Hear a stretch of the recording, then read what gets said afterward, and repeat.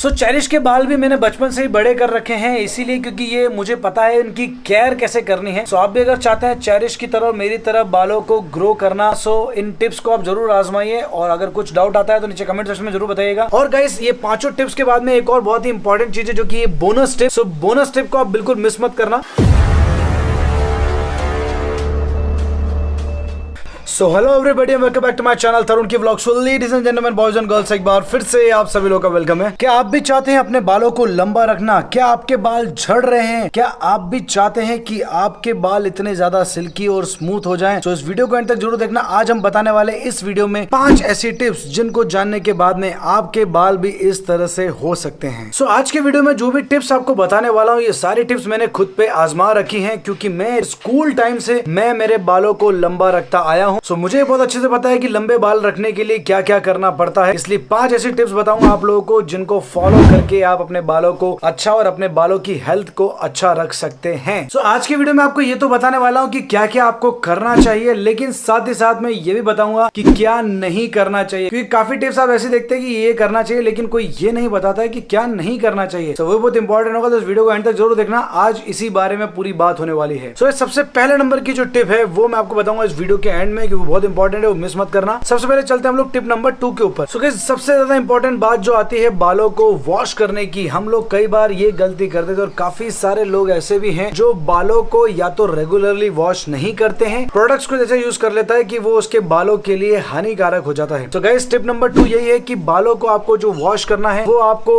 Use करना है उसके लिए एक anti dandruff shampoo. Yes, anti dandruff shampoo मैं इसलिए कह रहा हूँ, मेंस में ज्यादातर जो प्रॉब्लम आने लग जाती है वो लग जाती है डैंड्रफ की, और वही डैंड्रफ जो होता है जो आपके स्कैल्प में जाके इकट्ठा हो जाता है और वहां से आपके बाल झड़ना शुरू हो जाते हैं। अब ये स्कैल्प क्या चीज होती है? हमारे ये बाल होते हैं और हमारे बालों की अंदर की जो जड़ें होती हैं उसे हम लोग स्कैल्प कहते हैं, और वो ही हमारे बालों की ग्रोथ, हमारी बालों की हेल्थ के लिए वो बहुत ज्यादा इंपॉर्टेंट रोल प्ले करता है। तो हमें एंटी डैंड्रफ शैम्पू कब कब और कैसे कैसे यूज करना चाहिए। सो गाइस, बात आती है जब बालों के स्कैल्प की, तो स्कैल्प बहुत ही इंपॉर्टेंट रोल प्ले करते हैं और हम बात कर रहे हैं शैम्पू यूज करने की। तो शैम्पू आपको यूज किस तरह से करना चाहिए बालों पे? सो बालों में आपको शैम्पू हफ्ते में एटलीस्ट 3 बार यूज करना चाहिए। रीजन बिहाइंड दैट, क्योंकि जब भी बाहर जाते हैं तो बालों में डस्ट वगैरह ज्यादा इकट्ठा हो जाता है, इसलिए डैंड्रफ शैम्पू जो है वो आपको रेगुलरली तो नहीं, लेकिन हाँ हफ्ते में वो 1 बार यूज करना चाहिए। और जो दूसरे माइल्ड शैम्पूज होते हैं, माइल्ड शैम्पू से मेरा यहाँ पे मतलब ये है, इंडियन मेंस में अलग अलग तरह के बाल होते हैं, किसी के कर्ली बाल होते हैं, किसी के स्ट्रेट होते हैं, किसी के बहुत ज्यादा ड्राई होते हैं। सो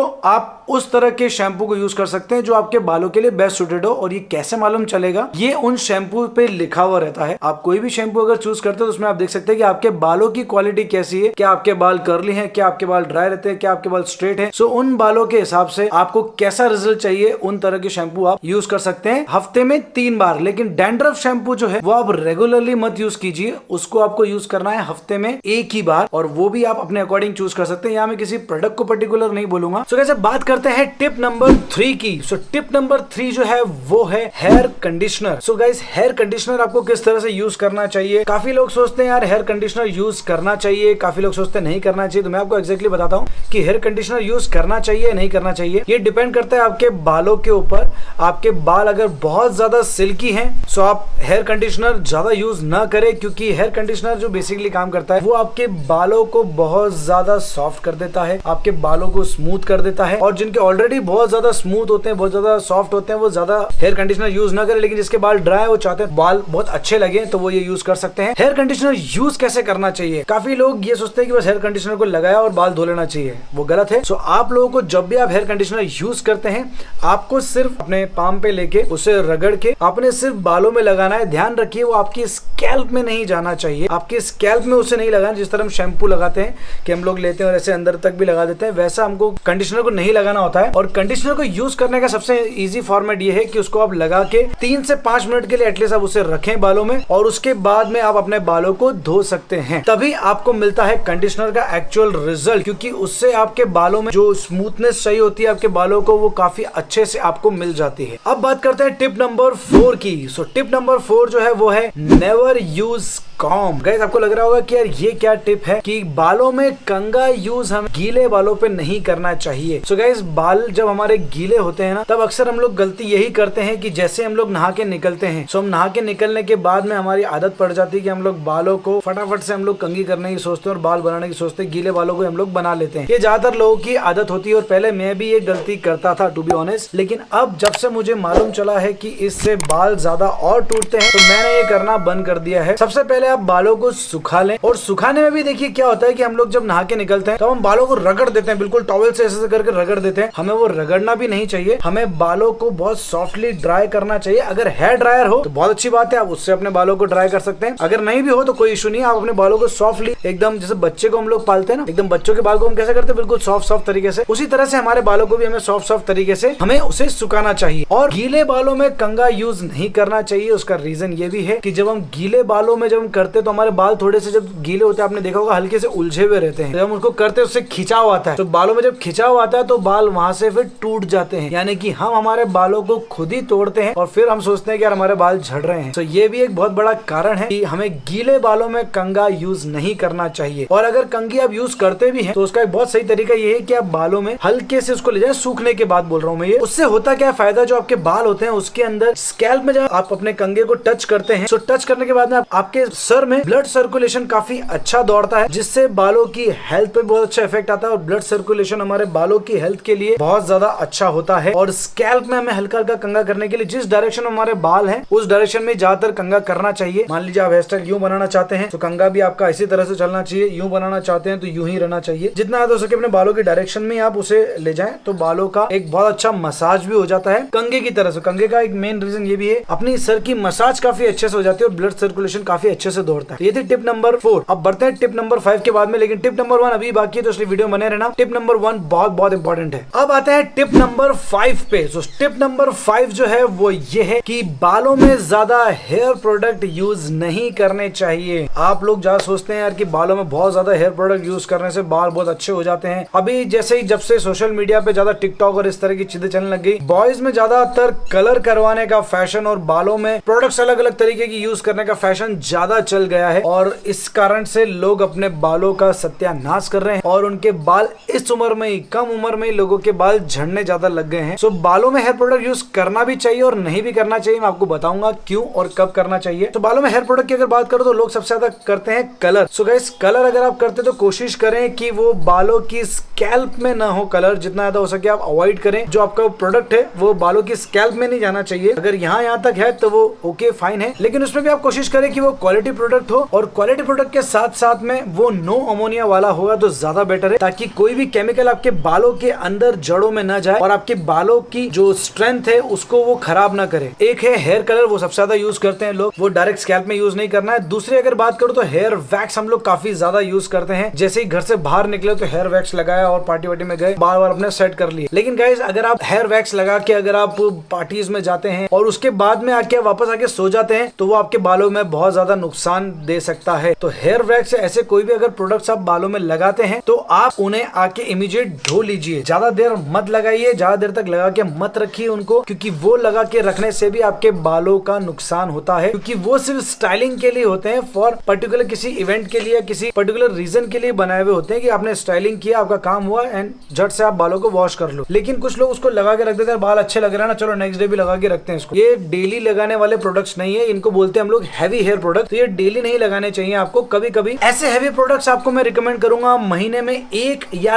2 बार आप लोग लगाएं तो चलेगा, लेकिन आप रेगुलरली इसको लगाएंगे तो आपके बालों में ये जरूर नुकसान देगा। और जो लाइट हेयर प्रोडक्ट्स होते हैं वो होते हैं हमारे सेरम। आप सेरम चाहें तो यूज कर सकते हैं। और सेरम में क्या होता है कि सेरम अपने पाम पे लेते हैं और सेरम को आप ऐसे लगा देते हैं तो बालों की आपका जो एक हल्की सी जो ड्राइनेस रहती है वो थोड़ी सी चली जाती है, बालों में एक अच्छा फील आ जाता है। तो ये लाइट हेयर प्रोडक्ट्स है, ये आप फिर भी लगा सकते हैं। इसमें धोने की जरूरत नहीं पड़ती है कि आपको लगाते से इसको धोना पड़ेगा थोड़ी देर बाद में। ये फिर भी लाइट हेयर प्रोडक्ट्स है जो आप इजीली यूज कर सकते हैं। सो अब बात करते हैं टिप नंबर 1 की। सो टिप नंबर 1 जो है वो बहुत ही ज्यादा इंपॉर्टेंट है। इंडिया में जो सबसे बड़ा वरदान हमको मिला है बालों के लिए वो मिला है हमारे लिए हेयर ऑयल। यस, अब हेयर ऑयल सुन के आपको लग रहा होगा कि ये तो बहुत आसान टिप है, लेकिन इसको भी लगाना कैसे है, यूज कैसे करना है, ये बहुत इंपॉर्टेंट है हमको समझना। ज्यादातर इंडियन मेंस क्या करते हैं कि नहाने से पहले तेल लगा के या नहाने के बाद भी तेल लगाते हैं, और हम लोग कई लोग तो क्या हम लोग बॉडी पे भी लगा लेते तेल को। को। लेकिन यहाँ पे मैं बात करूंगा कि बालों में आपको तेल कैसे लगाना चाहिए। सो बालों में जब भी आप तेल लगाएं, सो पहले तो हेयर ऑयल कौन से हमको यूज करने चाहिए, कौन से होते हैं वो बताता हूँ। सो एक होता है कोकोनट ऑयल, एक होता है आंवला ऑयल, और अभी भृंगराज,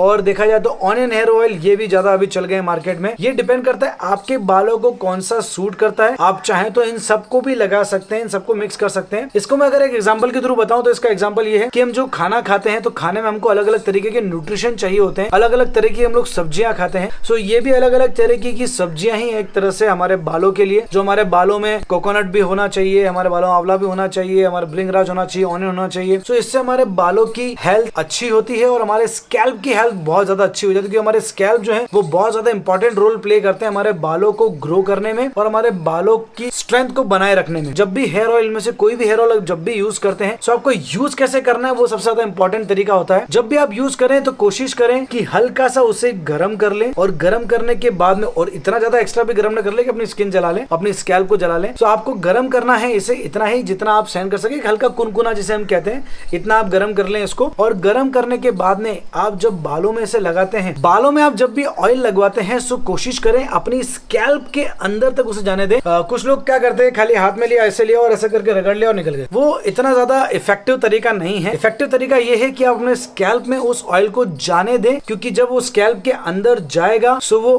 गरम गरम जब तेल होता है ना, वो आपके बालों के मतलब आपके स्कैल्प के ना पोर्स को खोलता है, और जैसे ही वो उसको खोलता है तो वो उसके अंदर तक भी जाता है, और उस स्कैल्प के अंदर तक जाके आपके बालों को और ज्यादा नरिश करता है। आपके बालों की जो त्वचा होती है अंदर की, उसको और ज्यादा वो निखारता है। सो वो बहुत ज्यादा इंपॉर्टेंट है। और उसको भी लगाएं आप तो हमेशा ना कोशिश करें कि एक मसाज के रूप में ऐसे रोटेट करते हुए आप उसे लगाएं, रोटेट करते हुए लगाएं, इस तरह से लगाएं, जिसे हम लोग कहते हैं इंडियन भाषा में चंपी। सो बालों में चंपी होना वो जरूरी है। तो जब तेल मालिश होती है बालों की अच्छे से, उससे हमारा ब्लड सर्कुलेशन भी काफी अच्छा हो जाता है हमारे बालों के अंदर। एक आपने जब भी देखा होगा कि जब भी कोई मालिश करवाता है तो एक रिलैक्सेशन बहुत अच्छा मिलता है बॉडी को, और हमारे ब्लड सर्कुलेशन की वजह से हमारे बालों की स्ट्रेंथ, हमारे बालों की लाइफ और ज्यादा बढ़ जाती है। और ऑयल यूज करने के बाद में सबसे बड़ी गलती हम लोग जो करते हैं, मार्केट निकल जाते हैं या हम लोग कहीं भी घूमने निकल जाते हैं, बाहर निकल जाते हैं, कोशिश करनी चाहिए हमें तेल लगाने के बाद में जितना हो सके हम बाहर न निकलें, क्योंकि बाहर डस्ट उड़ता है। हमारे इंडियन क्लाइमेट में क्या डस्ट, धूल, मिट्टी वगैरह ज्यादा उड़ता है। तो जब ये उड़ता है तो ये हमारे बालों में चिपक जाता है, और वो चिपक के हमारे बालों के स्कैल्प तक पहुंच जाता है, जिससे हमारे बालों के अंदर तक नुकसान पहुंचता है। इसलिए मैं रिकमेंड करूंगा आप लोगों को कि आप जब भी ऑयलिंग करें, या तो कोशिश करें पहले शुरुआत में 10 मिनट ऑयलिंग करें खाली, और बालों को वॉश कर लें, फिर धीरे धीरे आप 1 घंटे पे आए, और उसके बाद में आप टाइमिंग बढ़ा भी सकते हैं। मैं अगर अपनी बात करूं तो मुझे पसंद है ओवरनाइट तेल रखना। हमेशा ये करता हूं कि मैं सुबह दिन शाम में नहीं लगाता हूं, मैं लगाता हूं रात में तेल लगा के अच्छे से हेड मसाज करके मैं सो जाता हूं, और उसके बाद में बालों को मैं सुबह वॉश कर लेता हूं, जिससे मुझे रिजल्ट हमेशा काफी अच्छा मिलता है, और रात में नींद भी बहुत अच्छी आती है। तो इसलिए आप बालों में जब भी तेल लगाएं, सो तेल लगाने के बाद उसे धोने पे फोकस करें, क्योंकि वो पोर्स आपके खोल देता है, ऑयलिंग आपके पोर्स को खोल देता है, तो उससे आपको काफी अच्छे रिजल्ट्स आते हैं। और गाइस, ये 5 टिप्स के बाद में एक और बहुत ही इंपॉर्टेंट चीज है, जो कि ये bonus tip. So bonus tip को आप बिल्कुल मिस मत करना। तो गाइस, बोनस टिप ये है कि जब भी आप सोते हैं तो आप देखते हो कि आपके बालों में जब डैंड्रफ हो जाता है, तो आप एक चीज जो है हमेशा मिस कर जाते हो, और ये चीज कोई नहीं बताता है इतना। आपके बालों में जो डैंड्रफ होता है वो आपके बालों के साथ साथ आपके बेड पे भी हो जाता है। सो आपके जो तकिए होते हैं, आपकी जो चादर होती है, उस पे डैंड्रफ गिर जाता है। सो कोशिश करें कि आप अपने डेली चादर को या तो झटकें, या फिर आपके तकिए को आप एटलीस्ट साफ करें या उसे धो लें, ताकि आपके जो डैंड्रफ बालों से गिर के उन तकियों पे लगता है वो वापस आपके बालों के अंदर ना चला जाए। क्योंकि हम सोचते हैं मैं बाल वॉश तो करता हूँ, लेकिन बालों मेरे डैंड्रफ वापस हो जाता है। तो एक रीजन ये भी होता है कि हमारे बालों को धो तो लेते, सब चीज अच्छे से कर लेते हैं, लेकिन हमारे तकिए पे वो डैंड्रफ रह जाता है, जो कई बार दिखता नहीं है, और वापस हमारे बालों में जाके इकट्ठा हो जाता है, और उससे इन्फेक्शन वापस से कंटिन्यू हो जाता है। सो गाइस, होपफुली आज के वीडियो में आपको 5 टिप्स समझ में आ गई होंगी, और आप इन्हें फॉलो कर सकते हैं। और काफी लोग मुझसे पूछ भी रहे थे कि यार हेयर टिप्स के बारे में आप वीडियो बनाओ। सो ये रहा हेयर टिप्स के बारे में वीडियो। सो मेरे बालों के साथ साथ में एक और शख्स है हमारे घर में जिसके बाल बहुत अच्छे हैं, और एक और शख्स है, वैसे तो 2 हैं, जिनके बाल काफी अच्छे हैं, और वो है चेरिश। सो चेरिश के बाल भी मैंने बचपन से ही बड़े कर रखे हैं, इसीलिए क्योंकि ये मुझे पता है इनकी केयर कैसे करनी है। सो आप भी अगर चाहते हैं चेरिश की तरह मेरी तरह बालों को ग्रो करना, सो इन टिप्स को आप जरूर आजमाइए। और अगर कुछ डाउट आता है तो नीचे कमेंट सेक्शन में जरूर बताइएगा, मैं आपको उनके आंसर्स जरूर दूंगा। कोई भी मन में क्वेश्चन हो जरूर पूछना, और इस तरह के आप वीडियोस चाहते हैं हेयर के ऊपर आप कुछ पूछना चाहते हैं तो कमेंट सेक्शन जरूर बताना, मैं उसके ऊपर वीडियो जल्दी लेकर आ जाऊंगा। सो चलिए गाइस, आज की वीडियो के लिए इतना ही, मिलते हैं आपसे हमारे अगले वीडियो में। तब तक के लिए this is Tarun Purohit, subscribe कर देना गाइस, सब्सक्राइब कर देना, और चैनल पर नया सब्सक्राइब कर चैनल पे नो सब्सक्राइब कर देना, चेरिश ने बोल दिया है। तो गाइस मिलते हैं आपसे हमारे अगले वीडियो में, तब तक के लिए this is Tarun Purohit along with Cherish Purohit signing off. Bye bye. Pas de soleil, pas de soleil, pas de soleil.